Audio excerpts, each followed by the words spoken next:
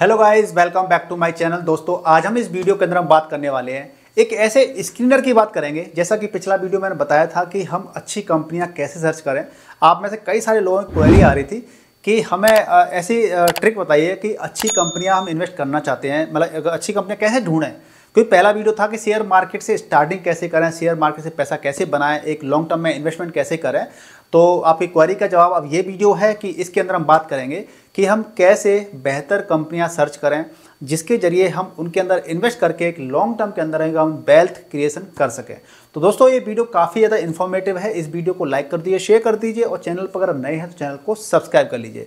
तो हम इस वीडियो के अंदर एक ऐसे स्क्रीनर टूल की बात करेंगे जिसके जरिए हम खुद से ही अच्छी कंपनियां सर्च कर सकते हैं और आपको कोई भी बेवकूफ़ नहीं बना पाएगा कि इस पेनी स्टॉक में पैसा डाल दो, इस कंपनी के अंदर पैसा डाल दो। आप खुद से ही इतने कैपेबल हो जाएंगे कि अच्छी कंपनियां सर्च करना शुरू कर देंगे। तो दोस्तों, इसके अंदर एक टूल है जिसकी बात हम करेंगे।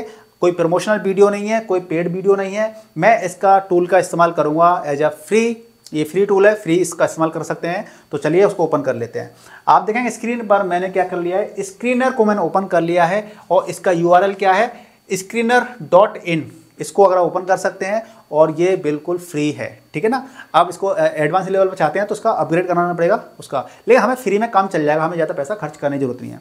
अब देखिए यहाँ पे क्या रहता है, स्क्रीनर पे हम किसी भी स्टॉक के बारे में जानकारी हासिल कर सकते हैं। जैसे कि यहाँ पे सर्च का बटन आ रहा है, तो सबसे पहले सर्च में यहाँ पे डाल देते हैं, कोई भी एक कंपनी डाल देते हैं, ठीक है ना। कोई रिकमेंडेशन नहीं है, मैं जस्ट आपको सिखाने के लिए, समझाने के लिए बता रहा हूँ। देखिए रिलायंस इंडस्ट्री यहाँ पे आ चुकी है, तो इनके कुछ फंडामेंटल होते हैं कि भैया इसका मार्केट कैप कितना है, करंट प्राइस क्या चल रहा है, हाई लो कितना है, स्टॉक की पीई कितनी है, बुक वैल्यू कितनी है, डिविडेंड यील्ड कितनी है, ये इसका बैलेंस शीट वगैरह सारा कुछ देख सकते हैं आप। यानी कि यहाँ पर क्या कर सकते हैं, पूरा कंपनी को फिल्टर कर सकते हैं कि कंपनी की एक्चुअल में हैसियत क्या है, लॉस में चल रही है, प्रॉफिट में चल रही है, ठीक है ना। तो ये सारी चीज़ें हो गई। अब बात करते हैं कि भैया हमें सर्च करना है कि अच्छी कंपनियां कैसे सर्च करें जिससे कि हम इन्वेस्ट कर सकें। तो उसके लिए देखिए आपने यहाँ पे लिखा है स्क्रीन्स। आप इस स्क्रीन पर क्लिक कर देंगे तो यहाँ पे पॉपुलर थीम है जो ऑलरेडी बनी हुई है पहले से ही, और हम खुद की ही बना सकते हैं। अब यहाँ पे ऑलरेडी पहले से क्या बनी है, लो ऑन 10 ईयर एवरेज अर्निंग, यानी कि 10 अलग अलग यहाँ पे स्क्रीनर बनी हुई है, तो इनका इस्तेमाल कर सकते हो। कैपेसिटी एक्सपेंशन है, डेट रिडक्शन है, फी बाइंग, यानी कि फॉरेन इन्वेस्टर हैं वो बाई कहाँ कहाँ पे कर रहे हैं, किस किस कंपनी के अंदर कर रहे हैं, ऑलरेडी बना हुआ है। इस पर क्लिक करेंगे तो उसकी लिस्ट आ जाएगी। देखिए फी यहाँ पे सबसे ज़्यादा कहाँ पर बाई नहीं कर रहे हैं, इन कंपनियों के अंदर बाई ज़्यादा कर रहे हैं फॉरेन इन्वेस्टर्स, ठीक है। फिर से चलते हैं यहाँ पे by, growth without dilution, companies creating new high, जो कंपनियों ने अभी न्यू हाई बनाया है, अपने पिछले रिकॉर्ड को तोड़ा है, फिर है ना, उसकी लिस्ट ये आ गई।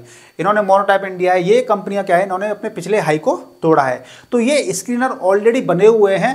अब हम बात कर लेते हैं कि भैया अगर हमें बनाना है तो हम कैसे बनाएंगे। तो यहाँ पे देखिए क्या आ रहा है, क्रिएट न्यू स्क्रीन। मैं यहाँ पे क्लिक कर दूंगा। क्रिएट न्यू स्क्रीन पे क्या होगा, हम अपना खुद का स्क्रीनर बना सकते हैं, खुद का स्क्रीनर बना सकते हैं। आप यहाँ पे देखिए, यहाँ पे क्या आ रहा है, कस्टम क्वेरी एग्जाम्पल, जैसे कि मार्केट कैपिटलाइजेशन है आप ग्रेटर देन 500, यानी कि 500 करोड़ से ज़्यादा की कंपनियों की लिस्ट। तो सबसे पहले मार्केट कैप से स्टार्टिंग कर लेते हैं। यहाँ पे मैं क्लिक करूंगा और यहाँ पे जैसे ही मैं डालूंगा मार्केट, तो देखिए मार्केट कैपिटलाइजेशन आ गया और मैं यहाँ पे डालूंगा ग्रेटर देन, ग्रेटर का साइन लगा दूंगा और यहाँ पे मैं डाल दूंगा करीब 5000, ठीक है। अब इसका मतलब क्या है, इसका मतलब ये है, आप स्क्रीन पर देख सकते हैं कि मार्केट कैपिटलाइजेशन ग्रेटर 5000, यानी कि जो स्मॉल कैप होती है ना उसको नहीं हम कंसीडर कर रहे हैं यहाँ पे। स्मॉल कैप के ऊपर यानी कि जो मिड कैप होती हैं, जिनका मार्केट कैप यानी कंपनी थोड़ी ठीक ठाक है, अच्छी खासी है, 5000 करोड़ से ज़्यादा है, उसकी लिस्ट आ जाए। और मैं यहाँ पे क्या कर दूंगा, पहले एक क्वेरी को रन दिस क्वेरी कर देता हूँ। तो ये जो लिस्ट आ रही है, कितनी कंपनियाँ आ रही हैं साहब, यहाँ पर करीब काफ़ी कंपनियाँ आ रही हैं, 778 कंपनियां आ रही हैं जिनका मार्केट कैप कितना है, 5000 करोड़ से ज़्यादा है, 5000 करोड़ से ज़्यादा है, वो आपके पास यहाँ पे लिस्ट आ गई, ठीक है।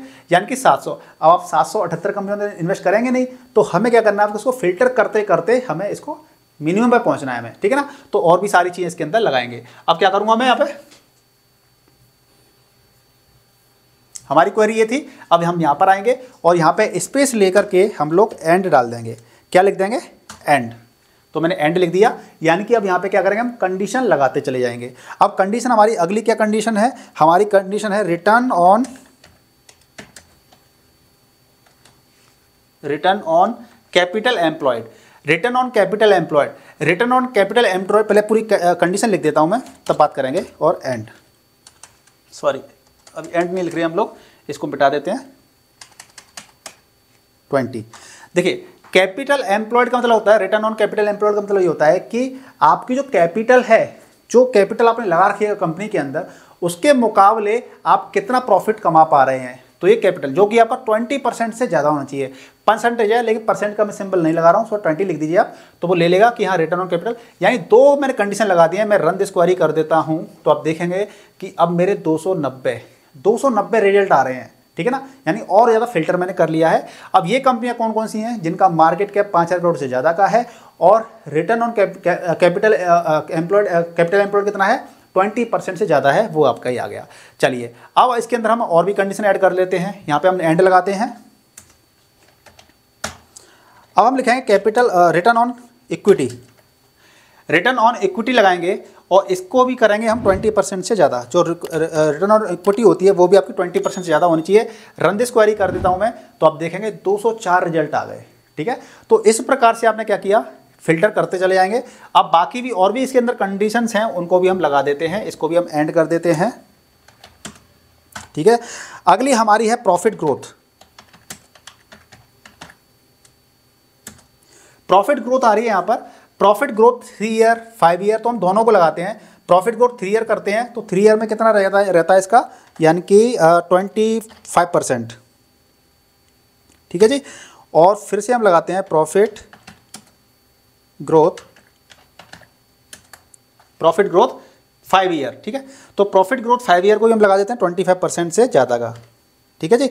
इसका मतलब ये होता है प्रॉफिट ग्रोथ का कि पिछले 3 साल से 25% की ज़्यादा प्रॉफिट हुई होनी चाहिए, पिछले 5 साल से 25% से ज़्यादा की प्रॉफिट हुई होनी चाहिए। हमने यहाँ पे एंड लगाया है, हम यहाँ पे एंड और लगा देते हैं, ठीक है।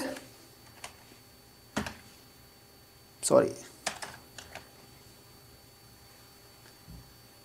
यहाँ पर हमने एंड सिर्फ लगा दिया। इनको ज़रा बैक कर लेते हैं जिससे कि हमारा कम समय के अंदर कम जगह में हमारा चीज़ें लिख जाएंगी, तो हम प्रॉपर तरीके से थोड़ा आराम से भी देख सकते हैं चीज़ों को, ठीक है जी। हमारा प्रॉफिट ग्रोथ भी हो गया। ये प्रॉफिट ग्रोथ है, यानी कि पिछले 3 साल के अंदर 5 साल के अंदर में 25% से ज़्यादा का प्रॉफिट हुआ होना चाहिए। अब इसके अंदर हम देख लेते हैं जो सेल्स ग्रोथ है। भैया कंपनी के अंदर फ़ायदा कब होगा, जब सेल होगी। तो सेल्स ग्रोथ की हम बात कर लेते हैं। सेल्स ग्रोथ 3 ईयर, तो सेल्स ग्रोथ जो हमारी है वो हमारी होनी चाहिए कितनी, 20% से ज़्यादा, ठीक है जी। एंड फिर से सेल्स ग्रोथ, फिर सेल्स ग्रोथ 5 ईयर लगा देते हैं, ठीक है जी। अरे यार एक सेकेंड, इसको मैंने बैक एंटर नहीं मारना चाहिए मुझे। And sorry greater than 20 and, ठीक है जी। तो आप देख सकते हैं यहाँ पर हमने सेल्स ग्रोथ ही लगा दी, यानी कि हमारी कंपनी के अंदर सब सेल्स होगी तभी तो हमें ग्रोथ मिलेगी, प्रॉफिट होगा हमें, तो हमने सेल्स ग्रोथ लगा दी। अब इसके बाद में हमने लगा दी debt to equity. Debt to equity की बात कर लेते हैं। यहाँ पर डेट टू इक्विटी आपका कितना होना चाहिए, कम होना चाहिए, लेस देन 0.4 या 0.3 कर सकते हैं, यानी कि कंपनी पे कितना देनदारी यानी कि लायबिलिटीज कितनी हो, ठीक है। डेट टू इक्विटी, तो आपके यहाँ पर लायबिलिटीज जैसे कि आपकी अगर कंपनी 1000 करोड़ की है तो 500 करोड़ तक की आपकी क्या होनी चाहिए, आपकी देनदारी हो। उससे ज़्यादा होगी तो मतलब आपकी कंपनी खतरे में है, यानी कि लॉस में चल रही है या दिक्कत हो सकती है आने वाले समय के अंदर, ठीक है। तो ये आपका ये हो गया debt to equity.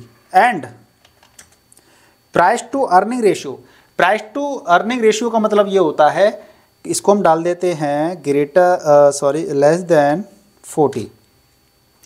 Price to earning ratio का मतलब ये होता है कि आप अगर मान लीजिए किसी कंपनी का प्राइस टू अर्निंग रेशियो है 10, यानी कि आपको 1 रुपये कमाने के लिए 10 रुपये कंपनी को पे करने पड़ेंगे, इसका मतलब ये होता है, ठीक है।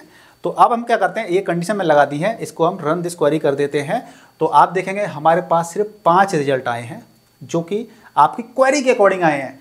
लेकिन फिर भी मैं आपको बता देता हूं कि सिर्फ इस क्वेरी को लगाकर जो कंपनी आती हैं सिर्फ आंख बंद करके इनके अंदर ही इन्वेस्ट कर देंगे, ये भी तरीका बिल्कुल भी सही नहीं है। अब क्या करना है, ये तो हमारी फिल्टर हुई हैं चीज़ें जो हमने क्वेरी डाली है। अब ये क्वेरी डाली है तो हमने कुछ पॉइंट डाले हैं इसके अंदर, क्वेरी कुछ कंडीशन डाली है, आप कंडीशन इसके अंदर बहुत सारी कंडीशंस लगा सकते हैं, ठीक है।